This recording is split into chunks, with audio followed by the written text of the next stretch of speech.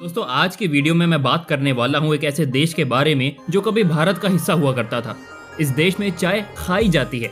इस देश में लोग अपने बर्थडे के दिन बिल्कुल भी बाल नहीं कटवाते हैं। दोस्तों जिस देश के बारे में हम बात कर रहे हैं उसका नाम है म्यांमार।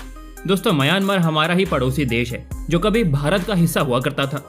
म्यांमार की सीमा हमारे कुछ स्टेट्स के साथ में जुड़ी हुई है, जिनमें कि नागालैंड, मिजोरम, अरुणाचल प्रदेश और मणिपुर जैसे स्टेट्स शामिल हैं।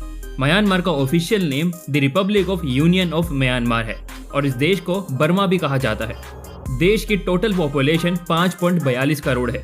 इस देश में 88% लोग बौद्ध धर्म को मानते हैं, तो 12% लोग अलग अलग धर्मों को मानते हैं, जिनमें कि क्रिश्चियन, इस्लाम और हिंदू धर्म शामिल हैं। दोस्तों देश की तरह ही म्यांमार की राजधानी का नाम बार बार बदला जा चुका है। पहले इस देश की राजधानी हुआ करती थी रंगून, उसके बाद इसका नाम बदल कर रखा गया यांगून और अब उसका नाम है नेपिडा। दोस्तों जब इस देश में अंग्रेजों का शासन था तब तक इस देश को बर्मा ही कहा जाता था, लेकिन जैसे ही इस देश से ब्रिटिश शासन चला गया और ये देश आजाद हुआ, तभी इस देश की रूलिंग पार्टी ने इस देश का नाम बदल दिया और उसका नाम म्यांमार रख दिया।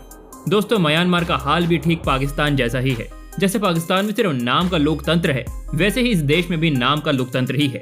भले इस देश में चुनकर कोई भी आए, लेकिन कभी इस देश की सेना देश का कंट्रोल अपने हाथों में लेती है। दोस्तों आपको ये जानकर हैरानी होगी कि म्यांमार में आप चाय सिर्फ पी नहीं सकते बल्कि खा भी सकते हैं। एक्चुअली इस देश में चाय को एक सलाद के रूप में बना के खाया जाता है।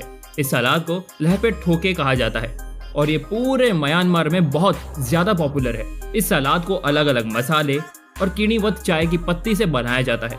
दोस्तों भले ही म्यांमार एक बुद्धिस्ट कंट्री है, लेकिन इसके बावजूद भी इस देश के लोग काफी अंधविश्वासी हैं। यहाँ अलग अलग अंधविश्वासों को माना जाता है। म्यांमार में सोमवार और शुक्रवार को कोई भी अपने बाल नहीं कटवाता है और सिर्फ इतना ही नहीं, बल्कि यहाँ कोई भी अपने बर्थडे के दिन भी बाल नहीं कटवाता है। इसी के साथ म्यांमार में नया साल जनवरी से नहीं बल्कि अप्रैल महीने से शुरू होता है, यानी कि यही महीना। दोस्तों म्यांमार में एक बहुत ही फेमस पानी फेंकने वाला त्योहार मनाया जाता है जिसका नाम थिंगयान है। इस त्योहार में यहाँ के लोग एक दूसरे पर पानी फेंकते हैं, जैसे कि हमारे होली में किया जाता है, कुछ वैसा ही। म्यांमार के लोगों का ये कहना है कि ऐसा करने से पिछले साल के सारे दुर्भाग्य दूर हो जाते हैं। दोस्तों म्यांमार दुनिया का एकमात्र ऐसा देश है जिसकी खुद की बियर है। जी हाँ दोस्तों, म्यांमार अपनी खुद की बियर बनाता है। यहाँ के लोग इस बियर को काफी ज्यादा पसंद करते हैं। इस देश की 90% जगहों पर आपको ये बियर देखने को मिल जाएगी। म्यांमार का सबसे बड़ा इनकम सोर्स है यहाँ का एग्रीकल्चर और मछली उत्पादन। इस देश में लगभग 40% आबादी खेती ही करती है।